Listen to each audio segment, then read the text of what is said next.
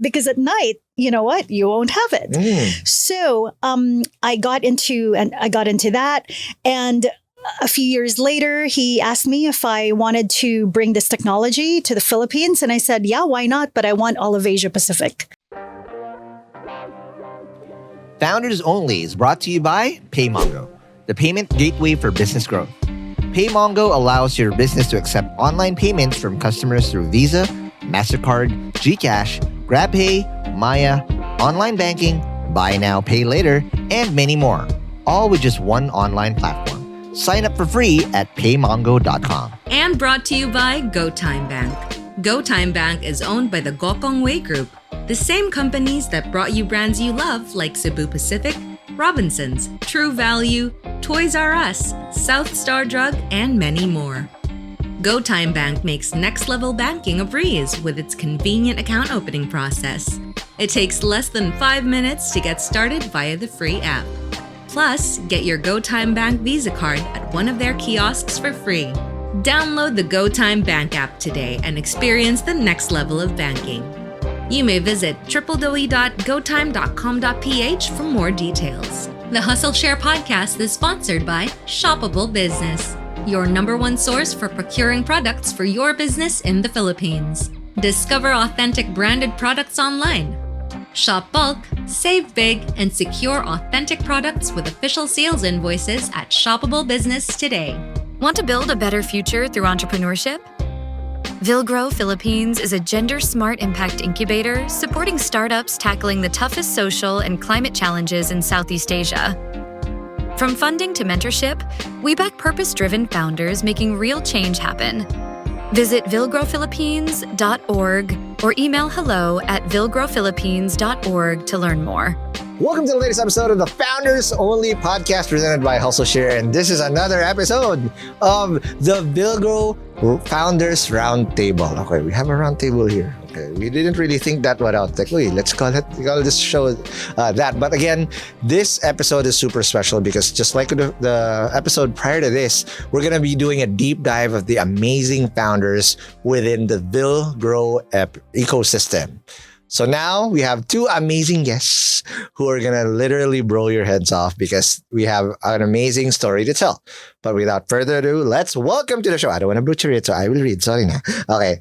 The co-founder and CEO of Altilium, Miss Jovy Gill, and the founder and CEO of Isla-Tek, Cecilia Miranda. Woo, woo. Welcome to the show. Thank you. Thanks, All Ron. right. Thanks for So having again, us. super duper excited to finally have you guys here. Villgro has done an amazing job really finding great founders and supporting them. And of course, I'm pretty sure you guys have a lot of stories of how they've been able to impact you. But before I get carried away, I need to ask you the $1 million question. What's your hustle? Cess, I'll start with you. So us over at Isla-Tek, we make sustainable fabrics. So using local tropical fibers and blending them with recycled material like recycled PET. Amazing. That's why you have a great fit. You have a great swag. How about you, Jovy? What does Altilium do? Altilium Green Energy is a startup here in the Philippines that I founded, and we are manufacturing and selling renewable energy technology. And we're starting with smart battery energy storage systems that will allow us to power up not just remote islands in the Philippines and all of Asia Pacific, but even commercial as well as grid level types of projects. Wow, that's amazing. I got just a couple weeks ago, we had a startup that's been also talking about green energy, and it's such a big market that it's not a zero-sum market. There's so many. I love it. So yes. renewable energy, and It's not we're a so zero-sum dependent on game. the grid. Yeah. Right. And again, I'm always rooting for amazing startups like you guys. But before we get carried away, you just sit back, relax. I will get the time to sit. This is my thing right now, because before every single founder became the founder that they are now, we all have an origin story. And that's what we want to dissect here, because every single startup that we've created is always personal to us. And that's what we want to be able to find out. And sit back and relax, because we're going to have to ride the Hustleshare time machine. All right. And we're now all the way back. And I want to start first by talking about influences. Okay, so Jovi and I had a bit of a backstory a little bit before starting with the break. I mean, starting recording, and I want to understand first your origin story, Cecilia. So first off, what were the first few hustles that you remember doing very early on, and was there anyone that influenced you in the way you hustle now? Yeah. Well, I think for me, so my path, I guess, has really not been super straightforward. But when I think about first influences, when I was still in high school, I used to volunteer at the dump site in Tondo. So that was working with the waste pickers and really looking at how there's a whole like informal economy built off of waste. Right. Yes. And then like the way that the city is sustainable also is because we rely on all of these people to like segregate our waste and like, resell that. And that's kind of how, one, the city processes its waste, but also like their entire livelihoods are built on that. And when I was back doing that work, I met Reese Fernandez Ruiz, who's the founder of Rags to Riches, because she was also just starting out in Payatas. She had you on the show by years back. Yeah. The husband and wife tandem of Reese and Mark Ruiz. So they're also super inspiring, right? Because I think also the way that they think about building business, right, is like very inclusive, and also thinking about who are you building it for? Why are you doing it? So yeah, I think for me, influences, that's one really, really big one. No, and again, the hustle of picking trash, segregating and whatnot is, first of all, it's a dirty job. Not everybody wants it. And let's just call it what it is. It's looked upon. But the people that actually volunteer and actually get this done on a day-to-day, without them, this whole city is just going to be in a pile of rubble and trash. So I have so much respect. But where did that come from? Why you could have volunteered to be with cute dogs? By the way, shout out to Oscar. There's a cute corgi outside. He is cute. But where did this come from? Was there a pull? What pulled you into this? Because again, there's other stuff they could have volunteered for. Yeah, well, I guess for me, it was always that kind of just like an awareness generally of privilege, right? Like we're able to live the way that we live because we have so much, we have so much support. And there's like what you're saying, like the whole system is built upon, like the city wouldn't be sustainable, our trash wouldn't be collected, it wouldn't go anywhere. Yeah. So I think there was just that awareness, and then wanting, and also just seeing like how unfair it was. I guess because when I was younger, I couldn't understand it, right? And like, why don't you have health? Like, why isn't there healthcare? Like if someone gets sick or if something bad happens, like if there's, we had to deal, there was like just if anything happened, sometimes they couldn't go to the police. Not everybody had, birth certificates. So it was this very kind of like, it was just like, I guess like the term is like structural inequality, kind of like there is a lot of, it was like the system wasn't built to protect them. No. Yeah. And then it's built to be unfair. It's built to be unfair. Yeah. So I think that was kind of the initial thing. And again, like my life took lots of different turns since then. But in the beginning, it was really trying to figure out like, how do you make things more fair? Okay. Right? And like, how do you build things with that sense of like, not necessarily justice, but right? Like just that. Yeah. But that's impressive because a lot of people, again, don't care about this. Which is the sad part because everybody obviously gets the benefit of this broken system that we have. But you here at a very young age have been able to really identify that. But just really quickly, you mentioned that you took a lot of turns. But at the start, if you already had this, I think it will just be a full circle moment that eventually you're just going to give me through. Walk us through those turns that you had to go through and what led you back. Yeah, it's definitely been a lot of full circle moments. Like, I feel like I'm constantly like, oh my gosh, like seeing the serendipity, like in hindsight, right? Yeah. Like, whoa, now it all makes sense. But like, I didn't understand it at the time. Hindsight's always 20/20. Yeah, and it's never an accident. Yes. Yeah. But yeah, so again, like started off more in the nonprofit world. And I think early on, like I went to school overseas. Like originally I didn't want to do that. I wanted to stay in the Philippines and my parents were like, no, go. Like you have the opportunity to go. Where'd you go? I went to the States, so the US. Which part? Don't tell me it's Pacific Northwest, because if the Pacific Northwest is just totally serendipitous. I was in Minnesota. I was in the Midwest. Okay. Very, Minnesota. Yes, St. Paul. Wow. Wow. Not colder actually than Much the colder. Northwest. I thought Portland is colder. Yours in Oregon. You're technically frozen. Yes. That's where Winterfell is. Yeah. There you go. I hadn't seen snow. I hadn't. Oh my Yeah. God. You landed in the middle of Minnesota. Yeah, I had no idea what my I was. People Yeah. don't, if people don't understand, you think it's called go to the freezer, spend time there, okay? Turn it up, crank it up, negative 15, whatever degrees Celsius. That's what it is. This is literally in the Midwest. And where add it's some dry and it's just Yeah. lakes and whole other, whatever's coming from Winnipeg and Saskatchewan or whatever Add fans. goes all the way down. So what was it like? So this is I love this theme because she has a similar thing. What was it like being a Pinay in Minnesota, St. Paul?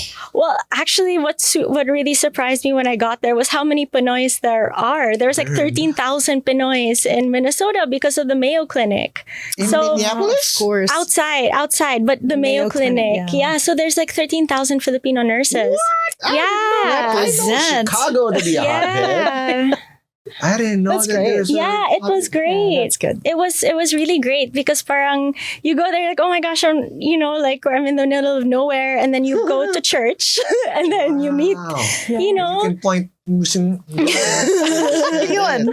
Yeah, so it was really amazing, and like one of the professors in my school was also like Filipino American, so through her I got to meet the community. Yeah, that's nice. Yeah, Okay. it was really nice. And it was when I was there, I was studying international development. So not business at all. But I had the chance to win, they were called Davis Projects for Peace. So they were like small grants that you could do to do projects. So I won one of those, went back to the Philippines, did a project. And then basically one of our project partners like ran away with the cash. Right? So it was this very like humbling, like you have all these big ideas, all these things you're gonna do. You're young and idealistic. And then I had to go back and then just talk about, because you win this grant, so then you have to, they're like, okay, you have to go present your findings, all the things you achieved. And it was like, wow, just over and over and over talk about like how we failed essentially. Right. And I think but it's also one of the biggest like learnings, because then you realize, oh, okay, what could I have done better? Like, can I even blame the person who ran away with the money? Like, all of those things, right? But I think from there, that was the start of me thinking about like maybe the system has to be different, like versus aid and like direct charity. Like maybe there's another way I want to engage with the system. Correct. Where it's a little bit more self-sustaining. And So it's hard considering that, again, it has to be sustainable. Because if you're always just dependent on aid, then, it's literally charity. And again, now we all know that in one false swoop, It can all. with the right cuckoo in office, everything's gone. But before we talk to Jovy again, I love the theme. There's common. Maybe this is why Villgro wanted to pair you guys up. What you said there's twists and turns, but what led you back? I mean, you already had that epiphany. You had taste of like, all right, this is what say a utopian view should be. But again, you probably had the feeling of unfinished business. You could have stayed. It's a nice neighborhood in Minneapolis and St. Paul. Okay, well, what led you back? yeah, well, so a couple of things. So I ended up still kind of staying in that space, but working in philanthropy. So right on the other side, right? So then the one giving money. Nice. But then Yolanda hit, right, in 2013. And my family's from Leyte, right? So then that was the whole like, what am I even... Maram ka magbisaya. Oh, Bisaya man ko. Ako liwat ako sa Maram ako. Taga Northern Samar. Wow. Hanapon mga kaurupod. Oh, sorry, I'm a fluent alright. That's great. Okay, I'm not Waray. No, but yeah, there. Yeah. That's where I'm from. That's and amazing. Region 8, FYI, Jovy, if not the poorest region, it's one of the poorest region in the Philippines, hands down. Talaga. Yes. Especially now, San Juanico Bridge is broken. Good luck Yeah. to everyone. So, Yolanda hit. Yeah, and then I had exactly that moment, like, what am I doing here?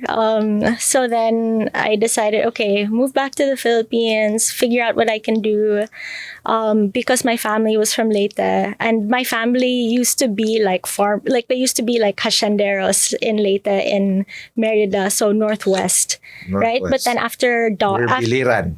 near in between Ormoc and Isabel. Got it. Yeah, so in you're on Merida. the Cebuano side. On the Cebuano side. So I'm Yeah. what I fluent, what I like. Yeah, us were But we can understand each Bisaya. other more or less. Yeah.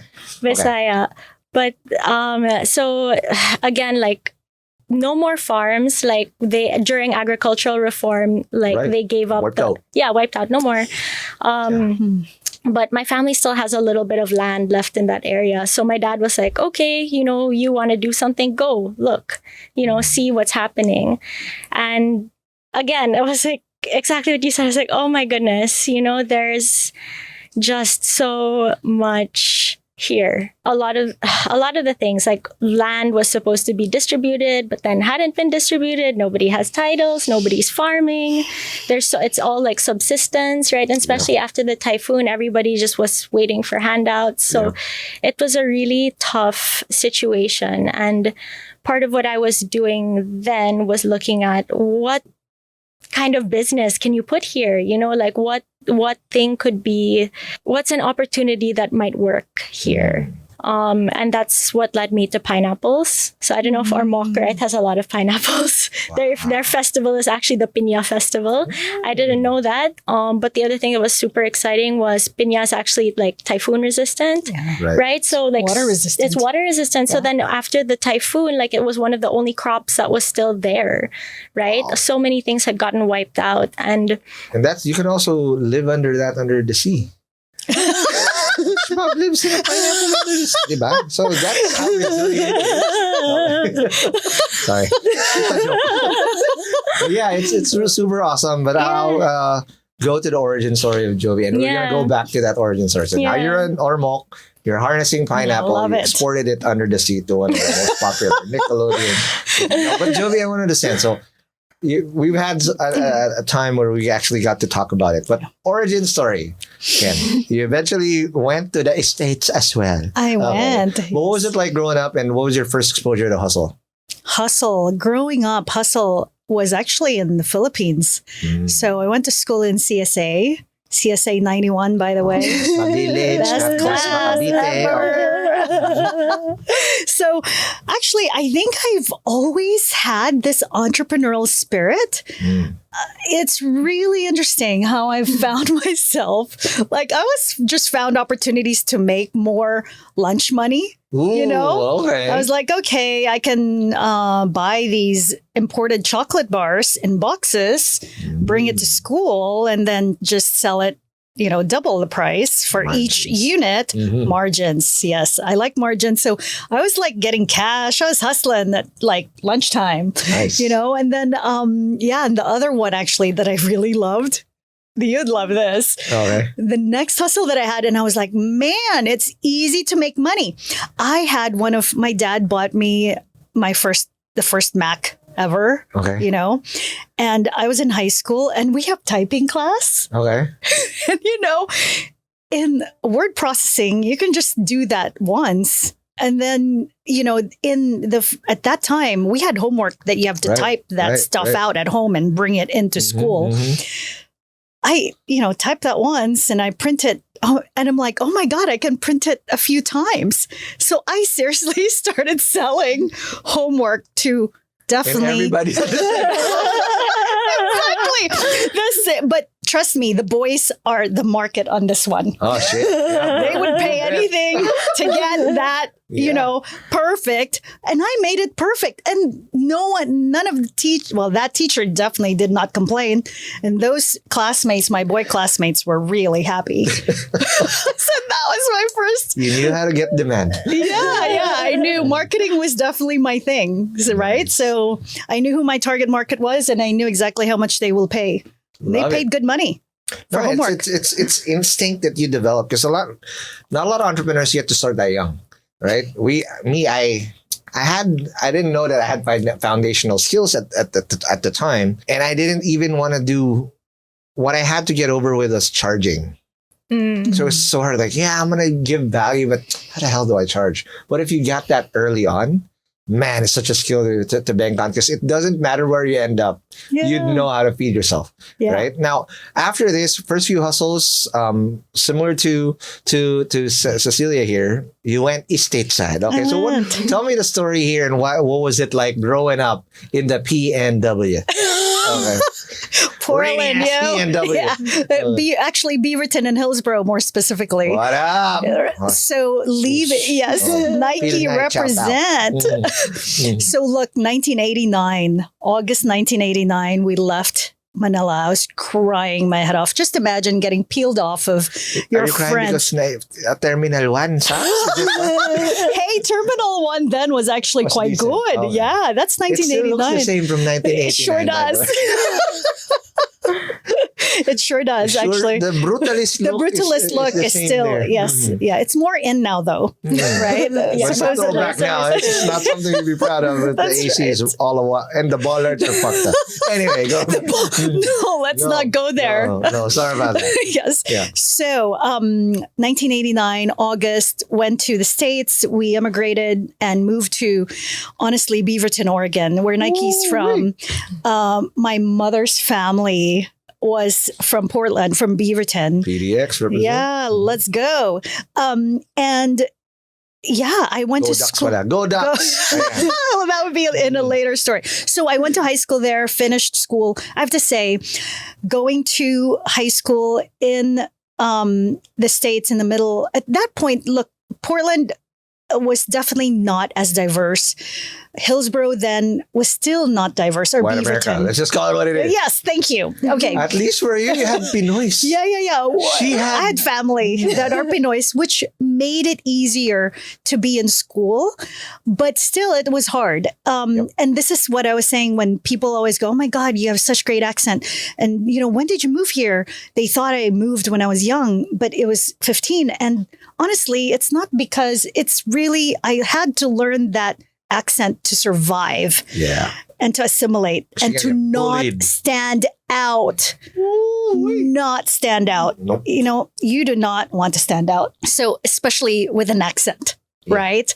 So, that is not the right way of standing out.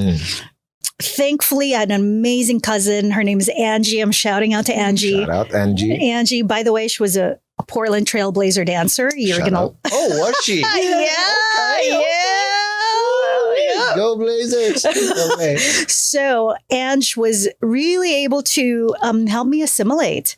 And that is so key. It was still hard, but I cannot tell you how much harder it would have been without her and without the rest of my family being there. Okay. Yeah. Now, walk me through, what was it like? Because if Cecilia had to literally find her way through philanthropy, understanding what it's like in the grand scheme of things, and really how to give back to those less fortunate people, what was it like for you? Because again, I'm looking at your background, and if business was the core skill that you've had from way back in your CSA days, how did you harness that back in the States?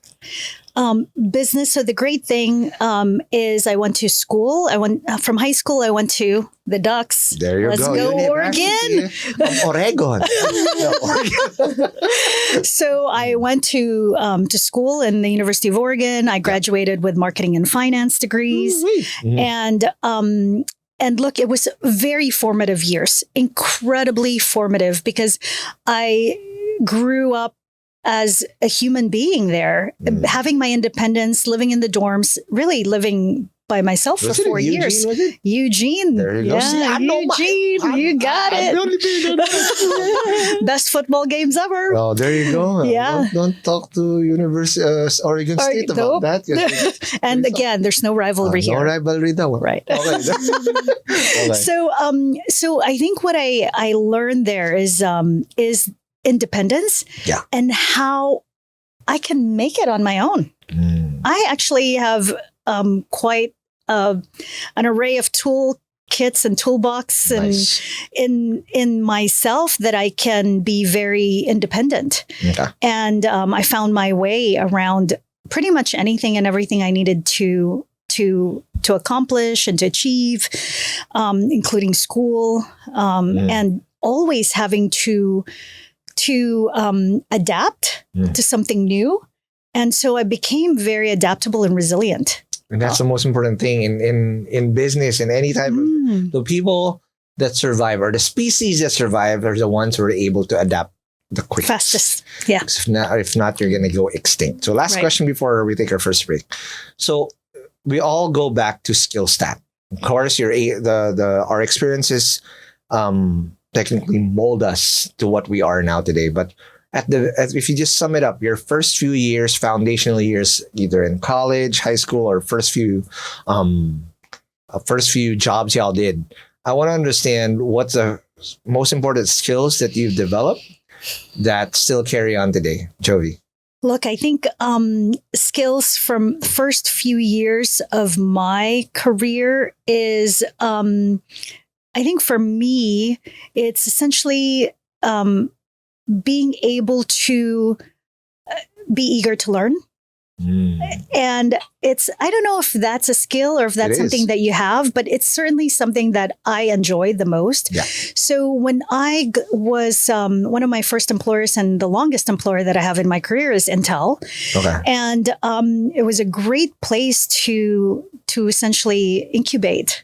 Yes. Right. There's incubation of the person and of the career person that I was going to be. And Intel was an incredible place and safe space for experimentation, for learning how to take good risks and essentially allowing yourself to try new things and allowing yourself to fail, but most of the time get rewarded for doing well. And that just allowed me to have more self-confidence in every step of the way that I've taken in my career. So that was actually, I would say that would be one of the key skills to have. And I still find that to be one of my superpowers. Your go-to. Yeah, is the ability for me and the enthusiasm to always learn. Yeah. And want to learn more, especially in the world where we live in.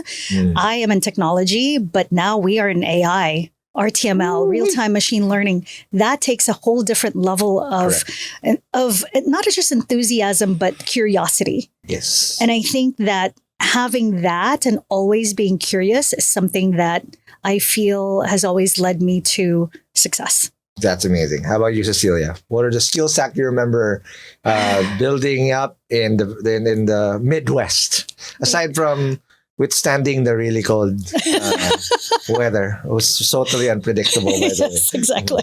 Just kidding. But yeah. What were those? I don't, listening to Julie, I'm like, wow, so many things. But I think there's definitely resilience, right? So like the ability to fail and come back, learn and grow and like reflect on everything that happened and kind of use that to inform how you're going to go forward. So I think I've had to kind of pull on that over and over again. Definitely a lot of like learning how to see the system also, right? So like being able to zoom out and zoom in and say like, okay, what are all the things at play here that I have to understand, and like what are all the different pieces that are floating around. And I guess tied to that too, it's like how to really work with people. Like essentially, like I find like that's the most important thing. Like especially if what we're wanting to build is for people, it's like who are we building with, right? Who are we collaborating with, and then how do you bring people into the things that you're trying to do? So absolutely, it's a team sport and it's not easy. All right, let's take our first break, and when we come back, we will now talk about their respective startups, how they were able to start that up, what were the challenges they had to go through, and how that led them to get into Villgro. But let's talk about that more after the break. Hey hustlers, are you tired of bank transfer fees and low interest rates on your savings? Say hello to GoTime Bank. GoTime Bank offers interest rates 50x higher than traditional banks. Enjoy this rate on your savings. No minimum amount, no deposit caps, and no tasks or missions to complete. With GoTime Bank, you can make quick and secure transfers to other banks with 3 bank transfers per week. Plus, earn Go Rewards points and redeem them as cash with a simple tap in the GoTime Bank app. Experience the next level of banking with GoTime Bank. Download the app now or visit www.gotime.com.ph to experience next level banking. It's GoTime! Hey hustlers, PayMongo is your payment gateway for business growth. With PayMongo, you can accept online payments from your customers through Visa and MasterCard, debit and credit cards, GCash, Maya, GrabPay, online banking, BNPL, installments, and many more. All with just one platform. For business owners, online payment collection used to be such a pain. Long negotiations and paperwork, complex developer docs, and having to gather all these proofs of payment from your customers would be a serious drag in your operations. Now with just one partner, you can simplify all of that and focus on growing your business. PayMongo's story showcases the resilience of Filipino businesses in today's digital economy. During the pandemic, they became a lifeline to countless businesses by helping them go online quickly, serve their customers, and generate revenue. They have since grown exponentially and now support thousands of businesses from SMEs to venture-backed startups and even the most established enterprises in the country. PayMongo's products allow you to accept all types of payments with or without a website, and they continue to expand into more streamlined financial services. So sign up for free today. Visit paymongo.com to get your business activated in 1 week or less. And we're back from the break. We are still with Cecilia and Jovy, who serendipitously also were exported into the US and had to go through that. It's not easy. I mean, I recently, because of Podcast Network Asia, I go through the States, but my maximum stays are 2 weeks, but every single time it's a culture shock, aside from the jet lag I have to deal with, and the lack of rice. Okay? It's so hard to survive as a Pinoy built on rice and just go to settle in Chipotle with whatever burrito bowl that they have, because it's so hard to find it and it's expensive to move around. But again, big props to you guys. But I want to understand the origin story of how you guys started out your businesses respectively, and walk me through the first few steps that you had to go through and why you even started your startup. So I'll start with you, Jovy. So again, you're now in you're solving a big problem, which there's so many ways to attack this. But how did Altilium start, and what was the first few steps that you had to go through to take a stab at this huge behemoth of a problem? Well, this is actually, I'm going to take you to a little bit back to when I decided to leave corporate America. Okay. And that was really our journey as a family to move to Sydney, Australia 10 years ago. And at that point in time, down under, yeah. Mm-hmm. That point in time, I decided that it really, I think that entrepreneurial spirit was really knocking on my door and my soul. The itch. Yes. And, but when we were getting established, I got sidetracked and had to take on another corporate work.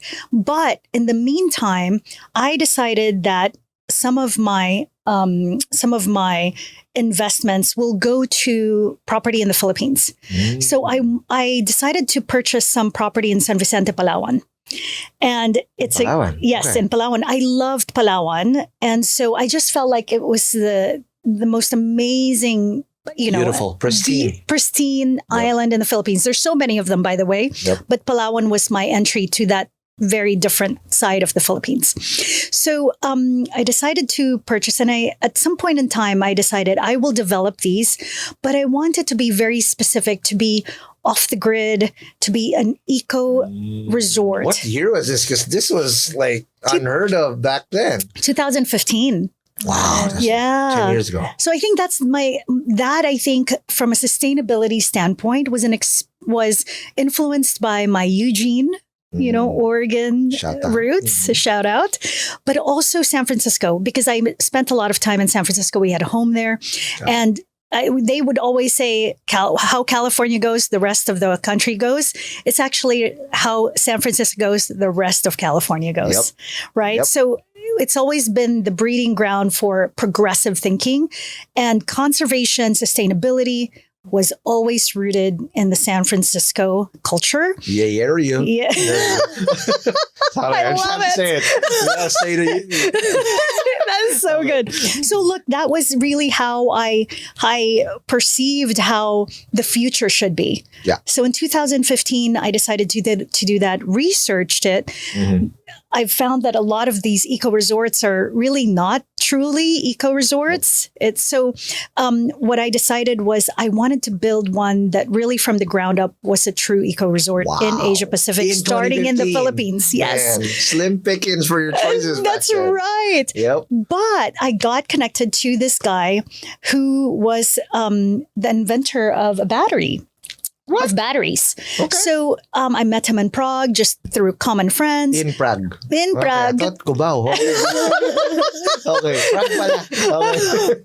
So in Prague, and Robert and I quite hit it off, and he educated me. Curiosity gets me to this about how does really, how do I make this an eco resort truly rooted in conservation Got and sustainability? Not, solar is good, and that's actually going to be the foundation. But at the end of the day, it doesn't actually become off the grid without batteries. Correct. Because how are you going to harness all that solar power At night. if you don't have to store it? You can store it anywhere. Right? Yeah, because at night, you know what? You won't have it. So I got into that, and a few years later, he asked me if I wanted to bring this technology to the Philippines, and I said, "Yeah, why not? But I want all of Asia Pacific." So he said, "Sure." So Nice. that's kind of how I got into this business, and the more, again, as you know, because of my Silicon Valley background, I've always been very comfortable in technology. Yeah. So doing the research, and as a marketer, having seen what the market is for batteries and the future, again, enthusiasm for sustainability and for building clean. We were at that time hardly scratching the surface Correct. of renewable energy in the Philippines. We're still just scratching the surface now, Correct. 10 years later. So, I'm. That's how I got started. But that was 10 years ago. And we're now talking about batteries are the biggest. Solar's been there for a longest time. But batteries are more commoditized now, especially with China coming in again and flooding the market with cheap ass batteries. Right. However, in order to go from 2015 to 2025, there must have been some really rough times that you have to go through because adaptation and supply of these technologies is, again, slim pickings and hard to come by. You got it. How did you just, in tech startups, in any type of business, if you're an innovator and you're really early in the game, you have to survive an evangelization point. And your game plan is to just make it in time when the tide turns and in your right place at the right time. You got it. And those can be rough. So that's a price of innovation that you're going to have to pay. How did you survive those times? It's 10 years. We're talking 10 years. And Elon Musk was talking Tesla. In the US, normal. You have a Model Y, but Tesla just came here now. Yeah. All right. 10 years after, because the market's more commoditized. Yeah. How did you survive those dark years in order to really put yourself in a position to succeed 10 years after? Right. And I love the way you said right place, right time. And for me, I knew this time was going to happen. Right. It's the right time, right place with the right product. Yes. And that's where I feel like I've been able to succeed in putting and positioning Altilium Green Energy at this point in time. But it is lots of hills, valleys, and cliff falls. And lots of quiet time. Yes. Because at some point, I actually knew I was not ready. So I had to be there. And also COVID came, right? And I think that is probably the hardest part because we were starting Ultimate curveball for everyone. You got it. Yep. Because the Palawan resort was on its way to going up, and the battery was going to be that was its first, pilot. Yeah. Right. And then we're going to grow from there. Yeah. But through COVID and everything else, everything was paused. And I also in 2022 decided I really had to figure out where the market was and where I need to be putting my time and resources in to maximize the benefit or actually just to actually make it through right? Because the time will get there. And I knew it was starting to, but it was still very difficult.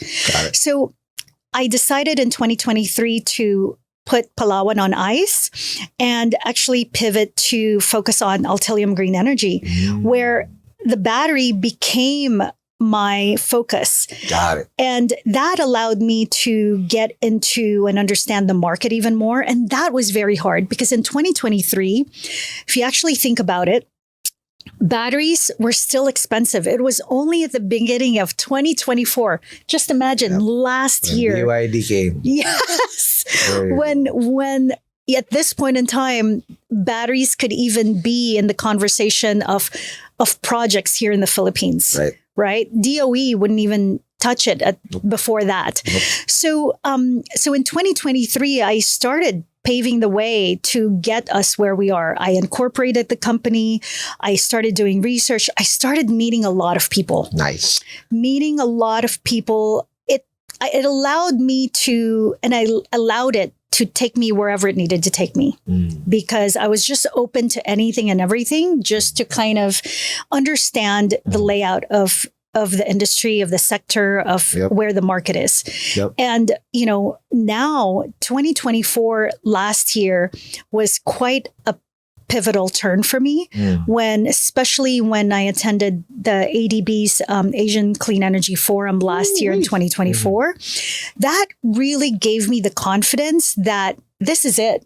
It's happening. And at that time where, to whoever I was speaking to, they were saying, you're still ahead of time. And so that actually gave me the confidence to double down and really go, okay, I can do this, because it is not a zero-sum game. Nope. It is so huge, this market. And the fact is that we also have a very big differentiation when it comes to this product. Like you said, China is dumping their products here. Our product is so different from the offerings of the Chinese products that I have a niche market, and the people who are wanting this product are essentially in, when you're like, you just have the right tribe, then you just get to introduce to the right person, then the next person. Seamless, effortless. Yes. That's where it is right now. That's amazing. Yeah. All right. Now, Cecilia, again, so I want to now understand from your POV. So you were the last, where we left off was you were in Ormoc, right? Walk me now through the very next steps that led you to create Isla-Tek.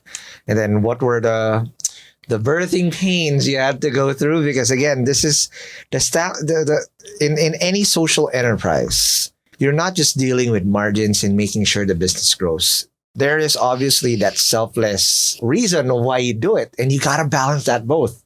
Anytime that tipples over to something else, you kind of lose that purpose. So it's another factor that you're gonna have to factor in every single time to make sure that you tick every single box that needs to be ticked. Yeah. Well, I think, okay, so many points, but I think going back, it's crazy because for me, this is also all 2015, 2016. So it's the exact same timeline. Same script talaga. Thanks, bro. I love it. Yeah, like all of this. So like 2015, I'm in Ormoc, and a lot of what I'm thinking about also is, well, again, okay, we have these abundant resources. How do we kind of process them and do that processing in a way that benefits local people? And kind of like the other thing I was doing at that time was I was actually working in real estate. So that's why it's like super funny. Yeah. So my parents had a property in Cebu. It's like a little strip mall. And at that point it was 20 years old. So when I came back, that was like the focus. And then this other thing was the thing I was doing on the side. But with that little strip mall, I was trying to think, okay, well, we have this base, like this physical space. How do we use this to serve community, right? To think about like, what do you do? How do you build strong communities, right? Like how are people connected? And also like when you look at globalization and like kind of how there's so many different brands coming in, how do we support the local brands, right? Like how do we create a place that is for local people? And because this was one of the first strip malls in Cebu, like a lot of the businesses that were there were local businesses, and they were like the first of, their branches or all of that. So we decided, okay, like let's focus on this. Let's turn, and the strip mall is called Crossroads. So if you guys are ever in Cebu, visit Crossroads. Yeah. There you go. Yeah. But so that kind of also led me into looking at creative industries, right? And looking at, just like the Philippine resources, like Philippine people, our creativity, our talent, right? We have all of these incredible creators, but how do they access business, or like, are they always subcontractors? Like, especially when you look at Cebu, you had all these big animation studios, but like the local Just guy. go to IT Park. I mean, how much challenges out there? Yeah, but it was that, right? It's like, but people were tired of just being subcontractors. So it's like, you have to really build your brand, right? You have to build your ability also to be able, like, to be seen, and also for people to find you. But I think at that point, that was one of the big kind of like light bulb shift moments where it was like, okay, we're all being exported, right? Like, essentially. And like, that is one of the models of our economy. It's like labor export and like raw material exports. And I was like, okay, well, instead of, can we build opportunities that are here without having to leave? And I think that's also something that I saw when I was in the dump site. It's like, what we're seeing here is like the model that I was doing in the nonprofit space was like, okay, help you get an education so you can leave. But we actually had like 2 scholars in the program who, they got jobs outside, and then they quit their jobs after a year to move back because it was hard to leave their family. But that was like a really big, like, but why are we, you know what I mean? Why are we taking the brightest people out? Like, what opportunity? They experience brain drain and they don't ever want to come back. Yeah, and what happens to the communities that they leave, right? Yeah. So I think when I was in Cebu, I was kind of seeing that all of it was kind of like falling into place in my head. Just seeing like, okay, how do we build these vibrant places, and how do we build places where local economies work, and they can be supported, and they're supported by the people, and like, so I think all of that was kind of swirling in my head. And at the same time, I was also looking at, again, with Philippine fibers, right? Like one of our biggest exports is abaca. But when you look at how abaca is being processed, like all of that processing is overseas, right? So we're the raw material provider, but we're not the processor. So Japanese yen is made out of abaca, paper, tea bags, all of that processing is done overseas, and then we re-import the processed material for more expensive. And more expensive, plus the supply chain, plus the lost jobs. So so I think that, again, many light bulb moments, but I think one of the biggest things I was thinking about was, what is an opportunity what is something we can do to make the processing local? And around the same time, I read about a company in the UK started by a woman named Carmen Hiosa called Ananasanam, and they were making a pineapple leather called Piñatex. Okay, and so I was like, okay, I'm going to process pineapple fiber and sell it to Ananasanam. But I didn't know how to do that. Right? Well, again, like my background is super different. So I applied to business school. So I won a chevening scholarship. I went to the UK. I got into business school. While I was in business school, I joined an incubator program for like women entrepreneurs. And it was all to do pineapple fiber processing for textiles. And when I was there, I actually got connected to Ananasanam. I pitched them. I was like, I will be your supplier in the Philippines. Like, I'll help you organize the supply chain, connect with farmers, help them do the processing so you have your raw materials. And then they offered me a job. Instead of saying yes, they were like, why don't you come work for us? Oh, okay. Yeah, come work for us and move, go back to the Philippines and you help set up the company here. And then so that's what I did, because I think at the time, it was also like I needed to incubate a little bit more, like I'm like, this will be my first, scary. It's scary. And it was also, I think part of the thing I could see is like you were saying, like when you are, at the time Ananasanam started, they were kind of one of the first new material companies. When you think a couple of years ago, when people are thinking about next generation materials, there weren't very many. They were one of the first, like sustainable leather, vegan leather, right? And so there's so much that has to happen between like innovation and adoption of technology, right? And so I was kind of like, I wanted to work with them because they would potentially be the biggest buyer. But then looking at the larger landscape of who are their buyers, is this business really sustainable? And also, like, how do you do textile manufacturing when you're doing it all the way from fiber?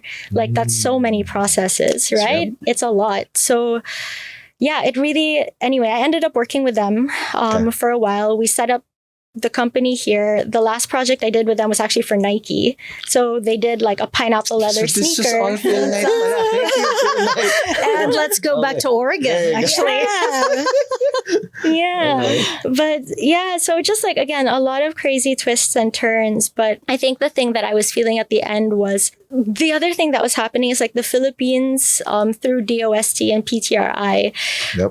was really making like a very intentional push for locally made materials and Philippine tropical fibers. And there was actually a law that was put out in 2004. Okay, so it's already been like so many years, Wow. almost 20 Yeah. something years. 19. Yeah. 21. 20. Yeah. I can't do 20. 2000 or 2020, Yeah. 21. Yeah. Still mathing. I'm like, my math is not mathing. but- 21. Okay.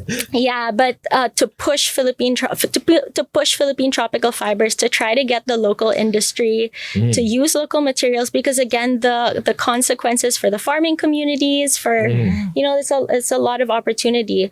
But there's never really been like a supplier or like a manufacturer that could do that. So that was kind of the pivot, and that's kind of where Isla-Tek came in, where it was like, okay, we want to serve the local market, right? Like, we want to be able to do everything in the Philippines.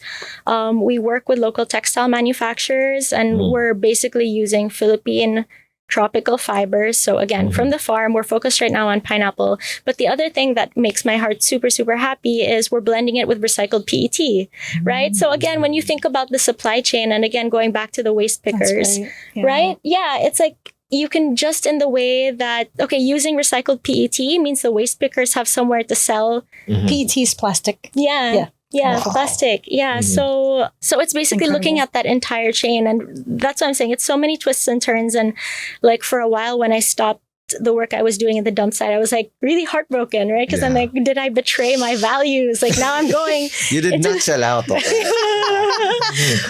right? But I mean, there were all of those questions. And I think now looking at what we're able to do, it's like being able to do both, right? It's like farmers, it's waste pickers, and it's hopefully doing it for local businesses, hopefully government uniforms. There you go. Yeah, we're really, Yes. but we're still in the early Hospitality uniforms. Hospitality, yeah, we're really trying to build the market and really see, like, I mean, the opportunity is huge, but again, there's always the question of, there's a lot of materials that are, you know, flooding the market now Yeah. from all of these Synthetics, places. Yeah.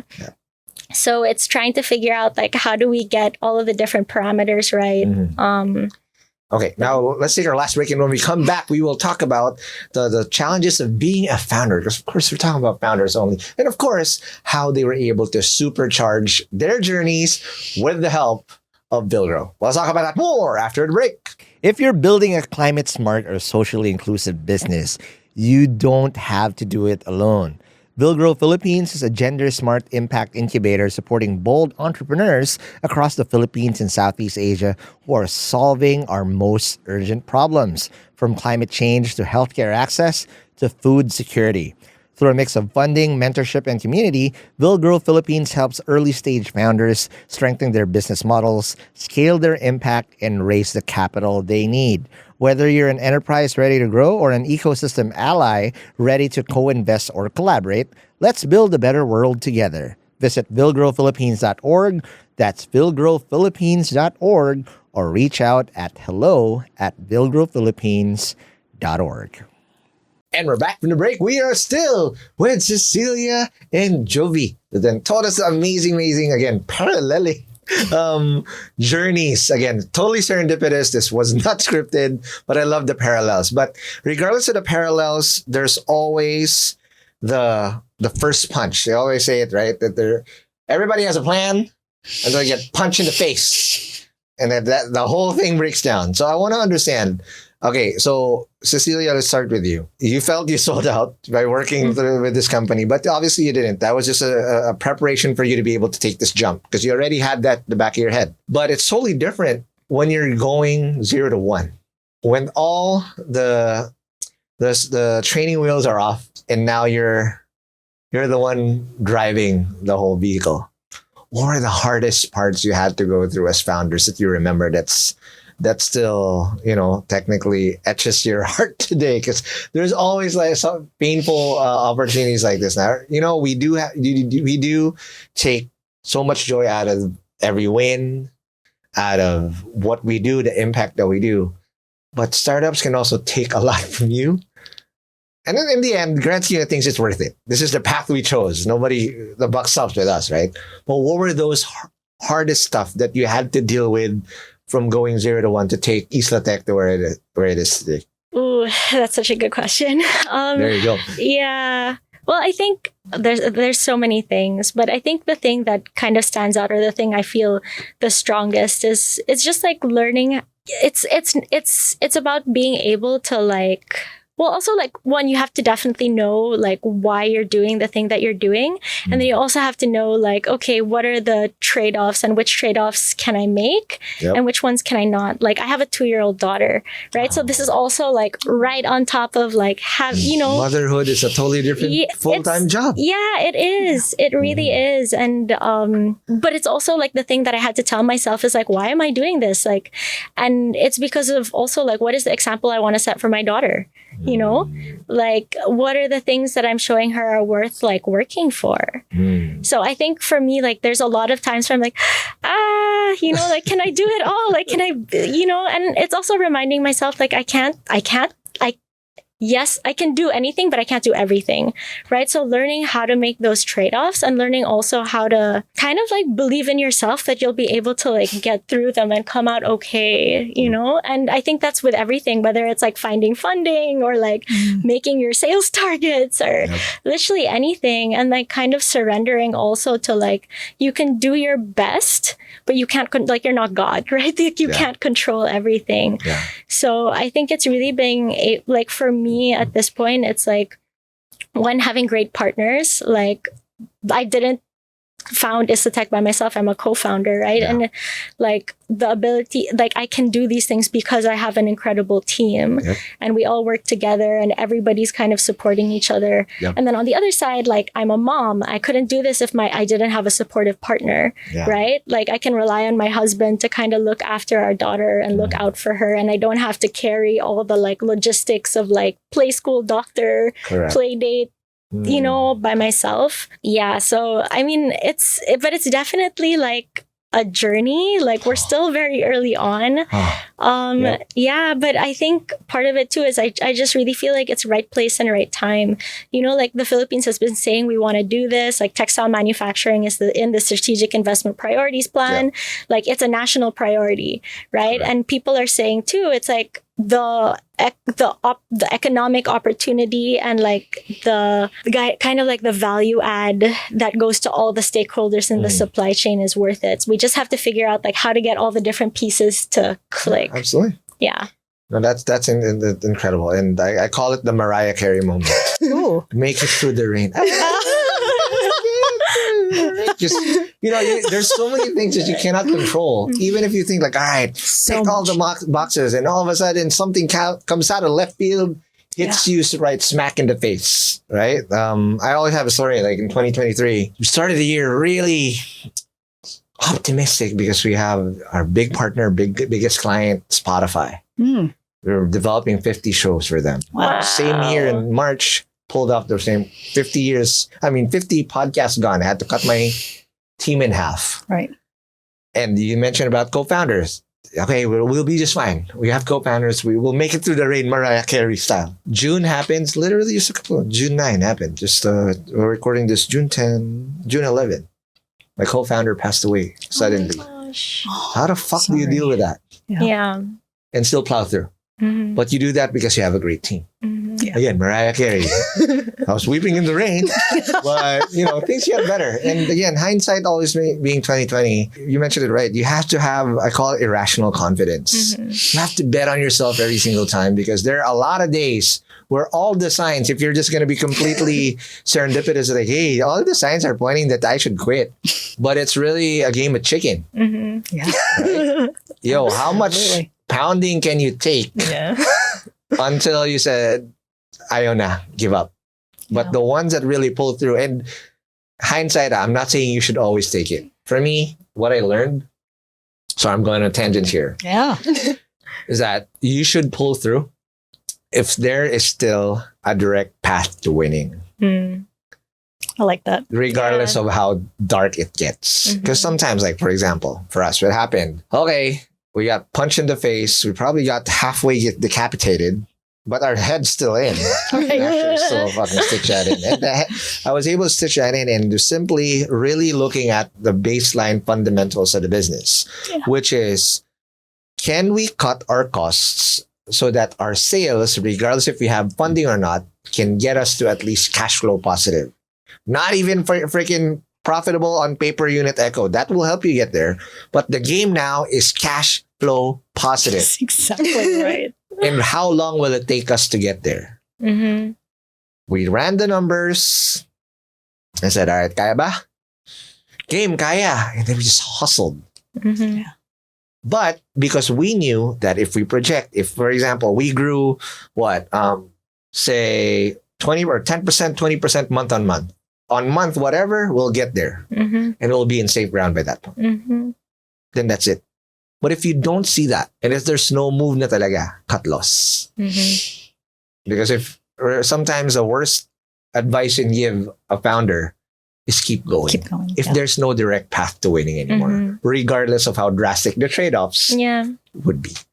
Jovy, okay, we're going deep and freaking bloody out here now. Okay. Yeah. What are look, those? So again, you got waylaid by the pandemic. It was supposed to be a resort. Now you're in this business of selling this, but also the right timing. the right time. But it ain't rainbows and butterflies. Yeah. No, Right? not at all. What were those hard stuff? They're punches in the mouth, those gut punches that almost make you tap out. Yeah. And so that allowed you to still fight another day. Yeah. Look, I love both of your perspectives here, and it's really a combination of all of those. So for me, look, the business like this and sales is such a long runway. Yeah. It's not like I can close a project in a year. Sometimes it's multi-years, right? Mhm. So even at Sweldo is 2023, twice a month. look, I would tell you, I've bet everything on this, Even the kitchen sink. all of it. Oh. And that is, I Even wouldn't, till night, you put till night there. Okay. the shoes and Okay, look, the whole I town of wouldn't, Beaverton is on this. I wouldn't recommend that Yeah. because it's, it's betting my children's future. It's betting the future of my marriage. 401k on this shit. Okay. Marriage contract is on this. And then the pressure is all on me. Mhm. Yeah. But at some point, you know what you say about how entrepreneurs sometimes are craziest? Like, I feel like, oh my God, I am one of those people. Mhm. I just bet everything All in. all in because it made me go, this is it. You have to make this shit happen. Yup. Yeah. You have There's no to. plan B. Plan B is to make plan A work. Yeah. Exactly. Yeah. Look, that is Yeah. where I was. And I lost sleep. Mhm. I mean, I lost sleep. I lost some weight. That's why which I never think grow is- my hair out. Because as soon as I can grab things out, like, oh shit, it's too long now. Okay. Look, and it really was that. But at the end of the day, it is the belief, Yeah. not just in myself, but what I see right there in front of me. You cannot change the market reality of the Asia Pacific. And let's just start with Southeast Asia, Yep. that we are not even close to reaching COP28 goals.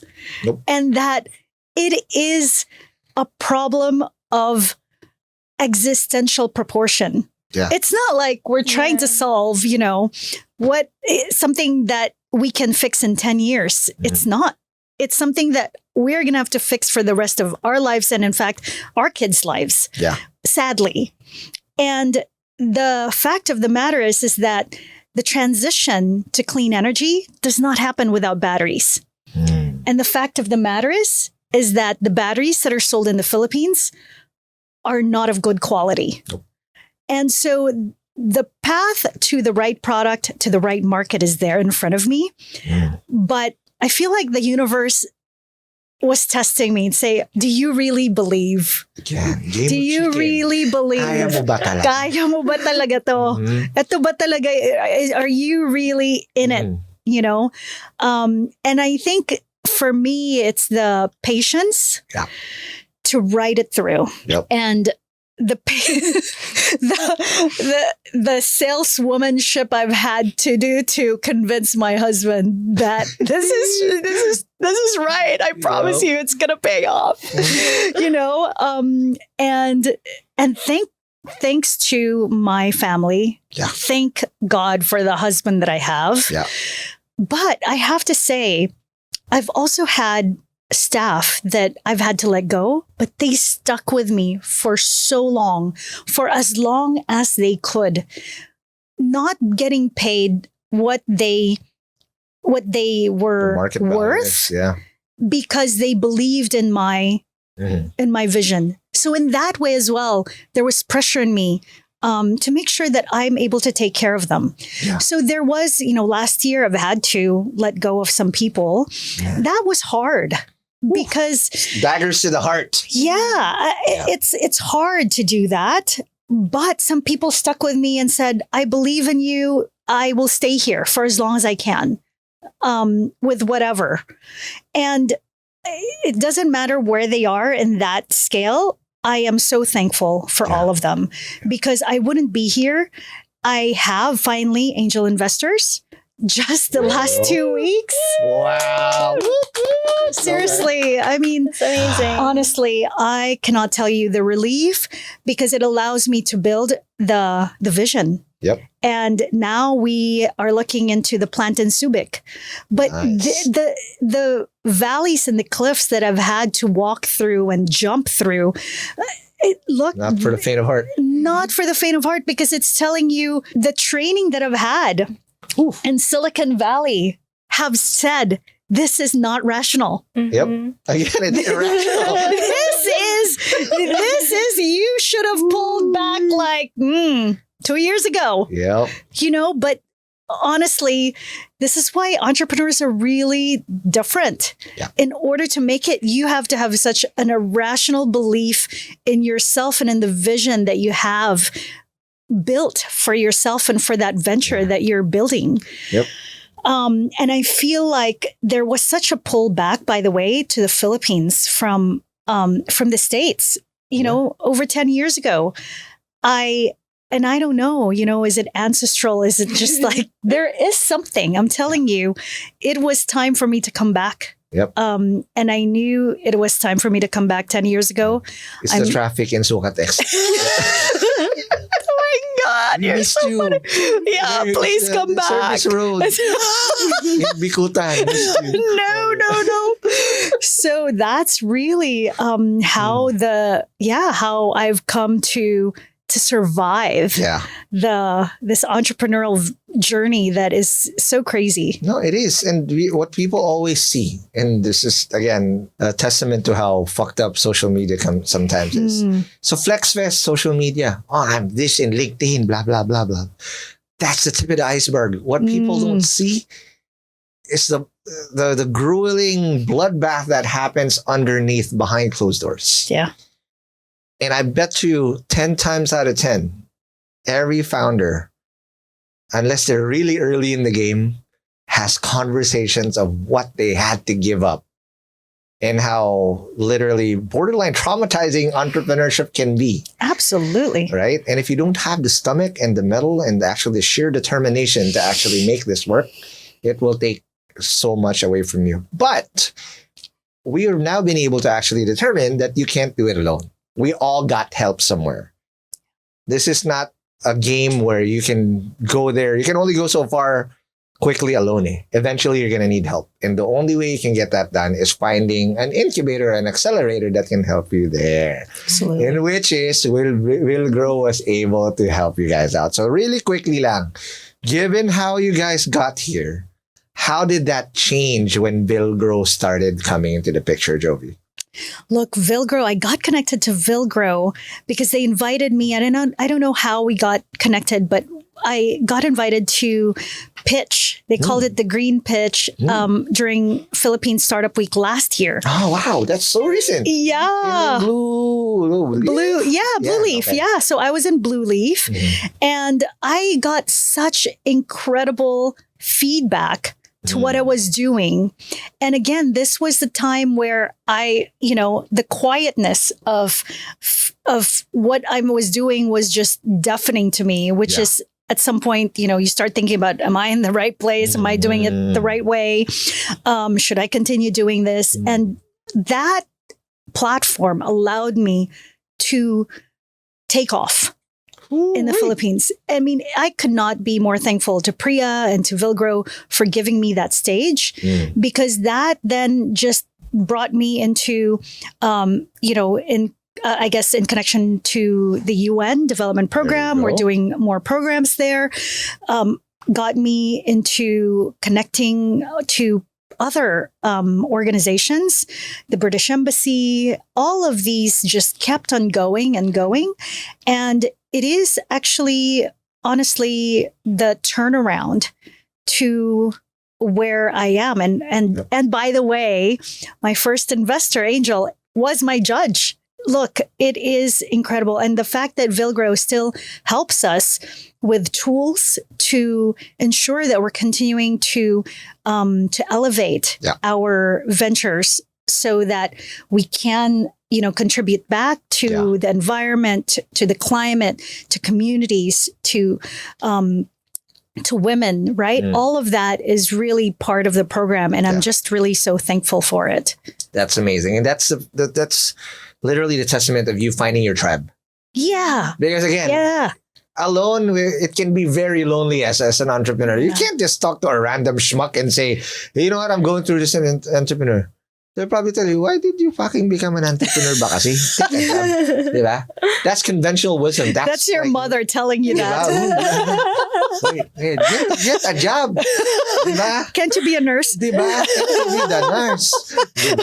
Jose? But, again, this is where it's important that you surround yourself with people who are... Yes. In a way, it can be like therapy. We are all going through this together. Yeah. And in one look, I can already see the pain in your eyes, but you got this. And we all celebrate each other because, again, not zero-sum game. We're all trying to solve a problem. We're all trying to make money.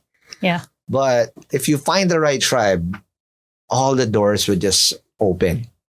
The right and you're doors, not suddenly alone anymore. Yeah. Yeah. Diba? How about you, Cecilia? What was that?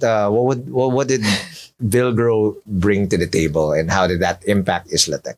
Yeah. Well, I mean, so many. I keep saying so many things, but I think at the beginning of our journey, when we first got connected with them, I think we thought that we weren't. There was a lot of like, oh, we're not ready. Oh, we're not ready. Oh, it's not yet ready. Imposter syndrome. A lot of imposter syndrome and a lot of like, I was like, oh, we're not big enough yet to even apply to this. Or like, oh, we're not, maybe, maybe it's not our time. But I think working with the team, we were able to see like, oh, actually, we're doing a lot, and we're like a lot farther like in this game than we originally thought we were, and like, oh, we have a sound model, all of these things. And I think the fact that one, they connected us with a cohort. So, like I remember we had a showcase last week and I was sitting with like the other entrepreneurs at our table, and all of us were talking about how hard it is to like mom and entrepreneur, right? And so again, it's like there's a lot of these things like you don't really have the space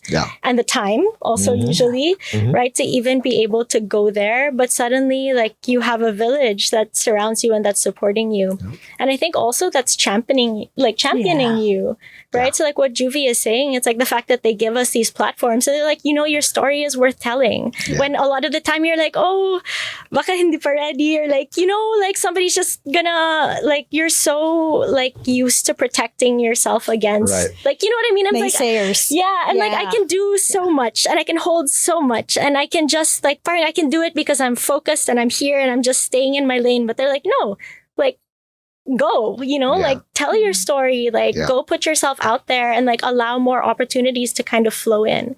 So I think that's also been like really incredible because it's also like that next level push, of like, like you can do this and you can go farther and faster and maybe bring more people along than you originally thought you could because you have this support. Yep. So the rising tide lifts all boats. yes. Love it. So- Yes, exactly. And that's what Villgro's been doing. And again, I wish we had more time. But again, thank you very much, Cecilia and Jovy. But before I let you go, please invite people over to what's next for each of your respective startups and if they want to work with you, where do they go and how did they do that? Cecilia. Yeah, so for us at Isla-Tek, you can visit us at www.isla-tektech.com.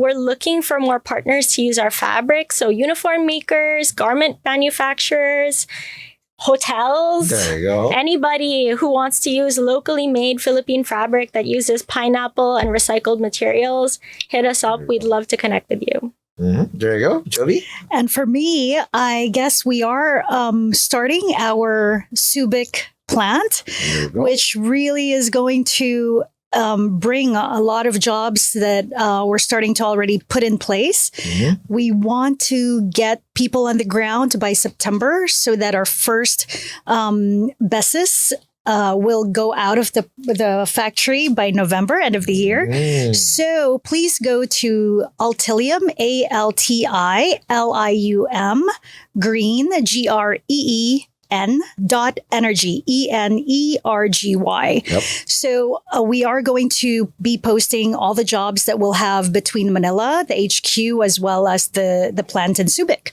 Mhm. So look forward to that. Again, thank you very much, ladies. And again, congratulations. This was such an amazing episode. But before I let you go, follow us on whatever podcast app you're listening to, whether it's Spotify, Apple Podcasts, or YouTube. And also, if you did say some jargon or any of the links that they said, it's going to be the show notes on hustleshare.com. And also, if you want to support the podcast of Hustleshare and also Founders Only, just like Villgro and all the other sponsors we have in this podcast, please do subscribe at premium.hustleshare.com. Again, Cecilia and Jovy, thank you very much. Thanks, Ron. Thank you. Appreciate All right, and I'll see you guys in the next episode. Peace. Thank you so much for watching Hustle Share on YouTube. If you like this video, please don't forget to like, comment, and subscribe to this channel to get more content like this. And to get the full audio episodes of Hustle Share and Founders Only, subscribe to our podcasts at Spotify, Apple Podcasts, or wherever you get your podcasts.